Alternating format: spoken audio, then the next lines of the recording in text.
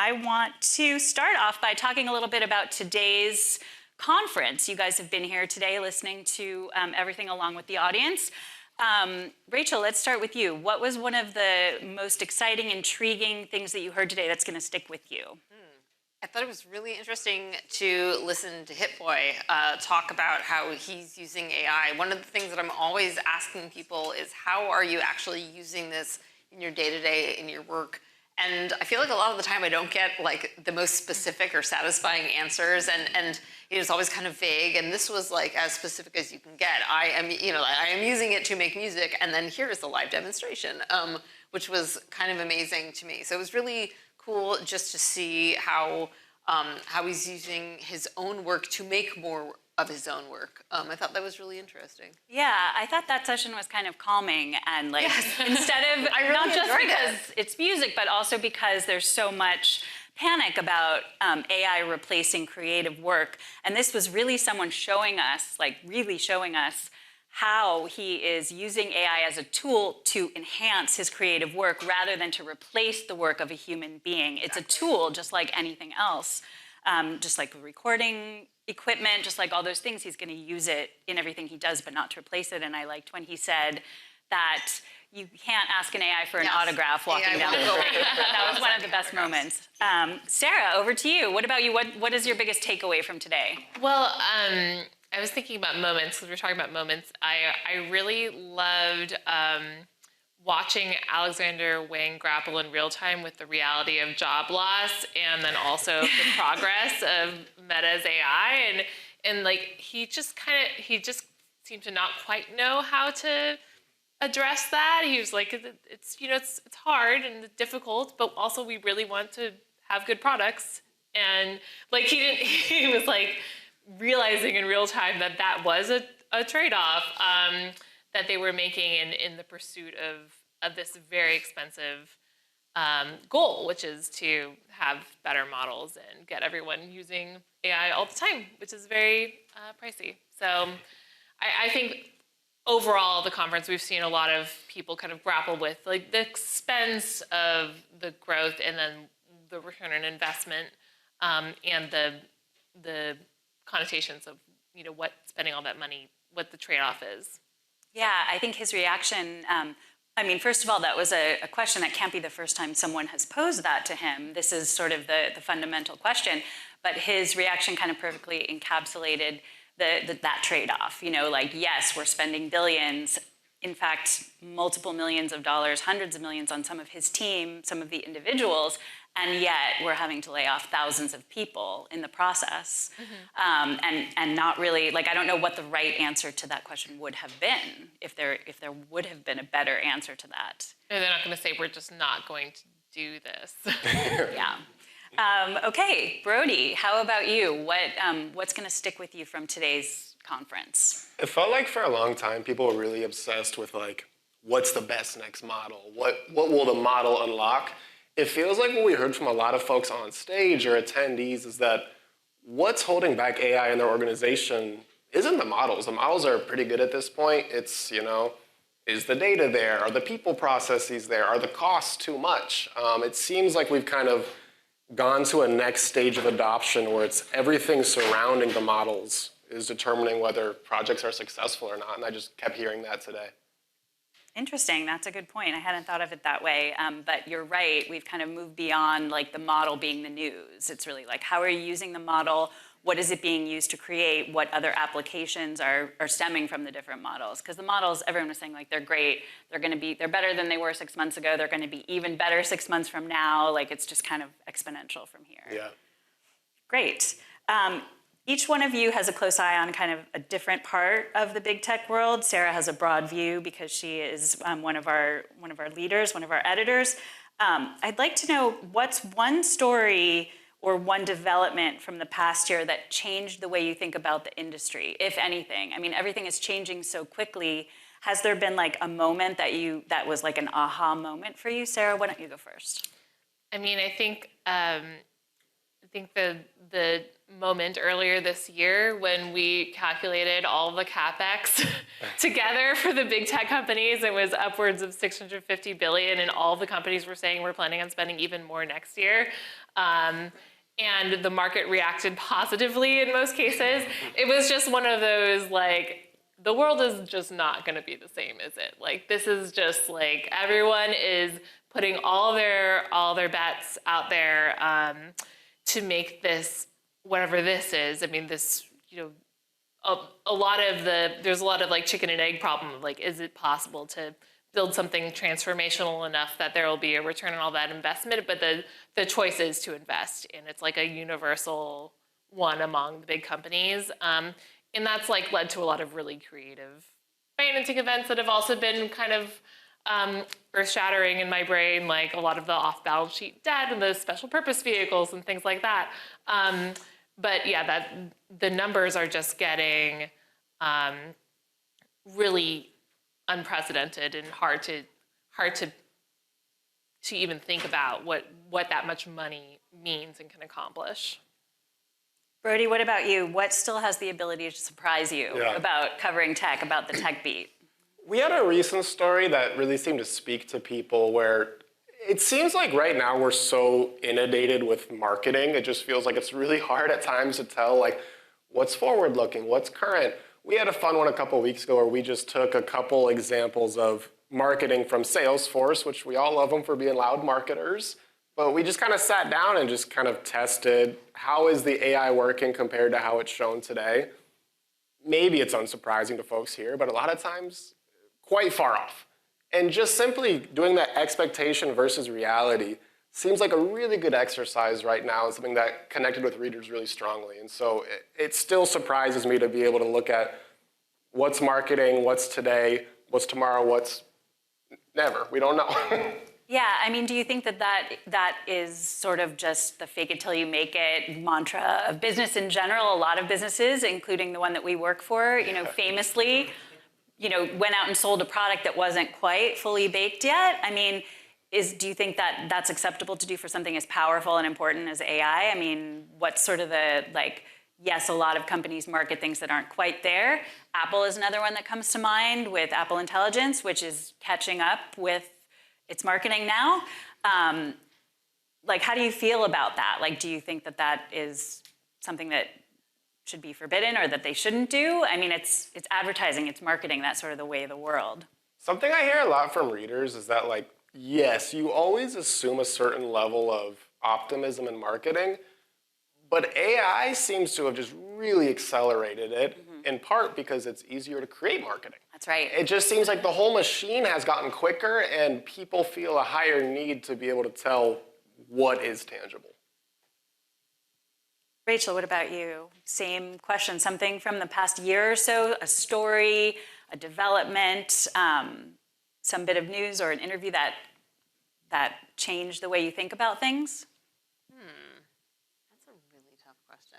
We can. No, I got a bunch. No, so. I mean, yeah. I would say one thing that surprised me. So there was a story I did in the past few months. It was after Anthropic said it was going to release its Mythos model to a limited number of people. I had a story about a small number of people who had managed to gain access to it on their own. And what surprised me about that was how fairly simple it was. I mean, it's not a group of like criminal masterminds. That was a great scoop. Thank you. Yeah. But I was kind of, when I could only get into a certain level of detail in the story because we don't want to be like, here is a list of how you can do this for yourself. But I was kind of shocked by how simple it was and how much educated guessing was a part of what they were doing. I would have thought it would be much harder. And so it kind of made me think about like, well, how secure are these companies making their models? What kind of security protocols do they have in place for like the entire universe of people that are using their models? Like there's so many people that could have access to these powerful models. And the companies only have so much control over it. So that kind of shocked me. I really wasn't expecting that. That was a big like aha moment for me reading that story, that this thing that was the subject of so much controversy and concern was already out there in the wild. And it sort of raises the question of like, how do you control software? How do you control code? How do you control something that's a technology that's not really like corrallable in that way? And maybe you can't, and maybe that's something we need to look further into. So for Sarah, you help oversee tech coverage. How do you direct traffic for such a vast and wide-ranging industry team? Like, how do you prioritize your own time, and what's your like main guiding principle when deciding what's news? So I think that right now there's just a tremendous responsibility that we all have to try and use our time well, because there is a lot happening that readers need to digest, that people are counting on us for. We're a very well-resourced news organization. That doesn't mean we should do everything, right? We want to make sure that we balance, letting people know what happened with anticipating what the problems will be, and the dynamics in society that will be changed, the trends in business that will be changed. And so I like to make sure that that I'm spending a lot of time with reporters in the ideas phase, trying to understand like what's the best way to tackle this topic or theme, what's our strategy for making the most out of this reporting line, and really helping it reach readers, because I think it is very noisy right now. And so a lot of that day to day just comes down to talking. We just talk a lot. We just meet. We have discussions about like how the roadblocks we're hitting with like trying to nail a story, or the ambitions we have for a bigger project, and who needs to be part of those ambitions. And one thing that's really changed in the last year, I mean, it's always been this way in covering big tech, but I think specifically with AI, it has become so much more about not just the tech reporters, but tech reporters coordinating with the rest of the newsroom, with our legal team, with our deals team, with our energy team, the debt reporters.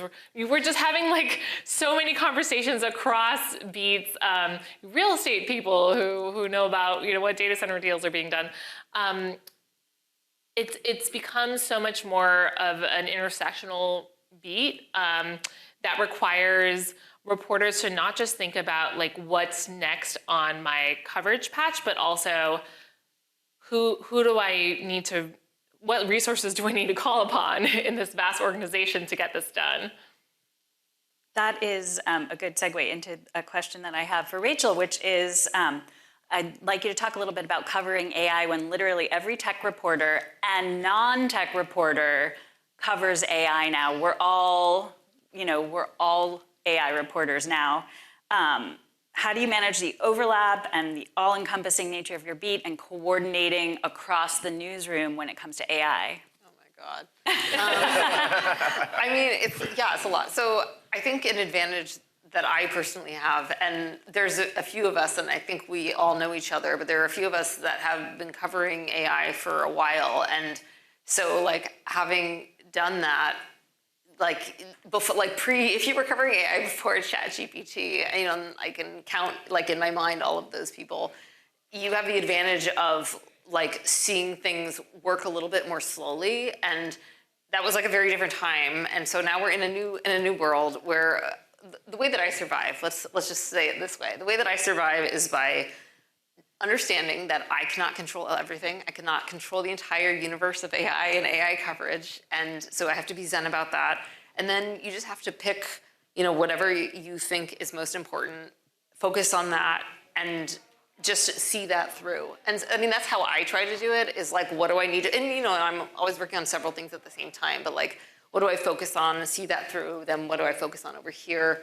And then also, it's so important to coordinate with other people on other teams. I've increasingly learned who do I need to talk to on who does like legal news that I can work with over there, figuring out who I mesh well with on other teams so that I can reach out to them. I try to be more and more proactive at Bloomberg now that I know more people. I can do that better, and say, hey, I have this thing coming up. And, could I assist you or could you assist me?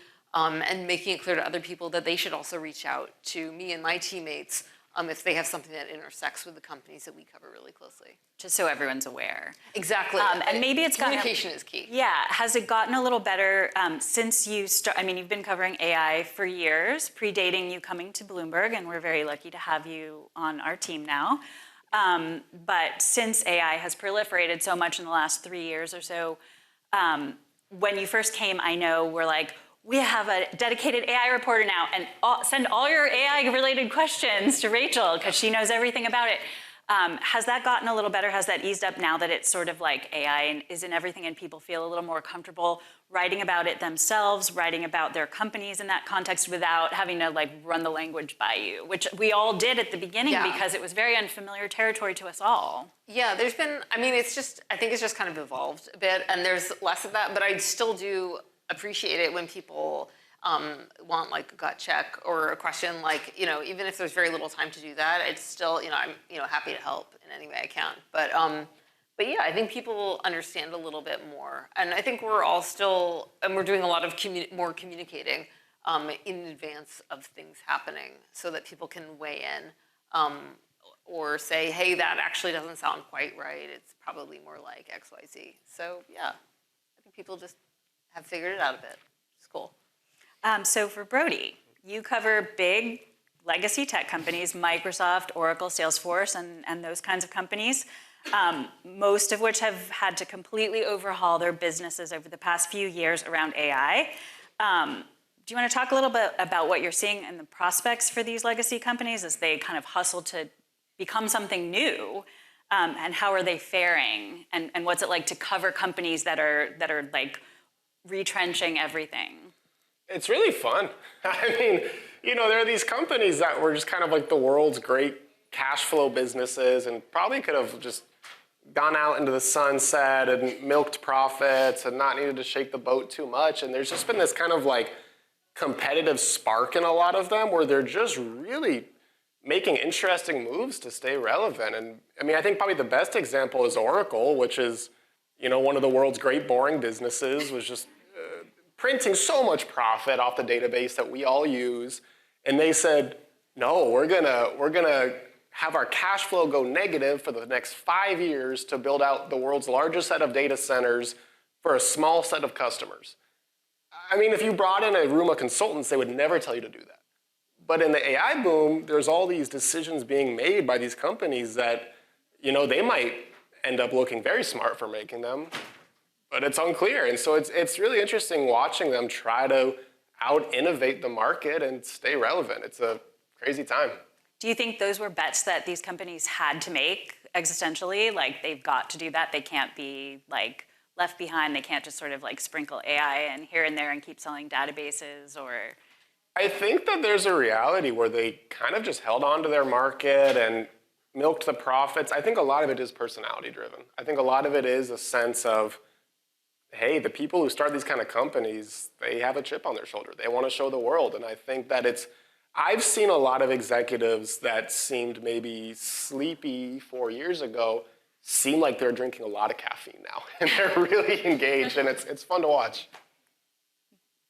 Great. I want to talk a little bit about the future of journalism in the context of AI. There's been a lot of discussion about how AI may soon replace, like we were talking about Hit Boy, how it may soon replace the work of a lot of artists and content creators, including journalists. Is this something you guys worry about? And how can we, in general, continue to make our work irreplaceable to readers? Like, how are you thinking about that in the context of your careers and our future as journalists? Open to the floor.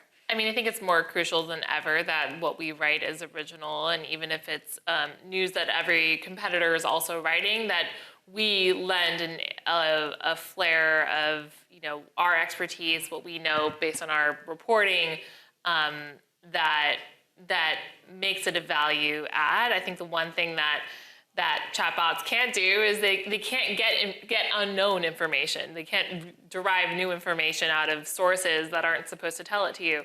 And so we need to focus on doing that. And then also just the more investigative work, the deeper projects that require a lot of thinking about, what is the human story? Who does it affect? I think that is going to become, or has become, very valuable future-proof work. Brody? Yeah, I mean, I do worry a bit about the craft of writing and how is that valued out in the market. I mean, it seems hard to overlook just how much slop there is on the internet, right? And how discerning are folks? I think, yeah, I mean, the core answer is bring people new information, but it's a moving target in terms of what happens to the kind of craft of writing. Which affects the trust, the reader's trust Absolutely. that what you're writing might not be true, or might be AI generated, or might be slop. Right, because today I think if you got a new piece of information, a scoop, maybe 3 years ago, it kind of took a while to disseminate through the internet, and today there's like 30 sites will automatically aggregate it with AI. And I'm not sure what that means for reader attention and trust in news and things like that. Yeah. I mean, I'm concerned about a lot of things, about reader trust and AI slop and a lot of aspects of our jobs. But at the same time, there are a lot of things that I'm not interested in automating. There are a lot of things in my work that I like doing. A lot of it is the communication aspects of the work, which is probably the majority of it.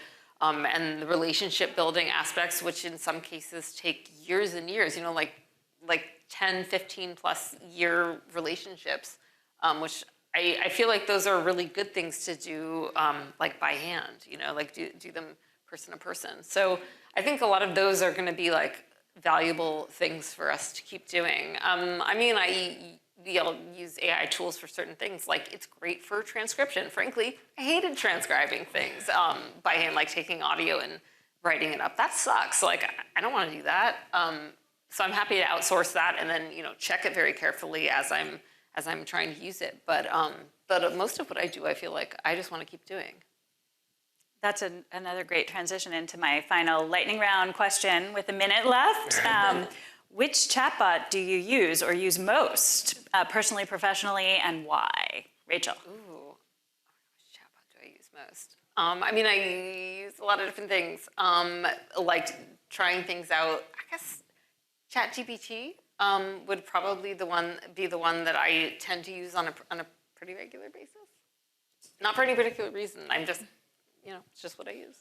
I think, I would say the same. I use ChatGPT in part because it has my history. There you go. That's how they get you. They've gotten personalization for me. And they just updated because I can ask today. Like a 3-word. I can put like 3 words into it, and it'll be like, "Oh, you're probably asking about this thing." That is convenient. But I think we all use Gemini a lot with just Google search. Yeah, we're using Gemini by default at this point. By default. Yeah. Yeah, one other one I use a good amount is Notebook LM from Google, because you can just drop 500 PDFs and say what's funky in here, and that's cool.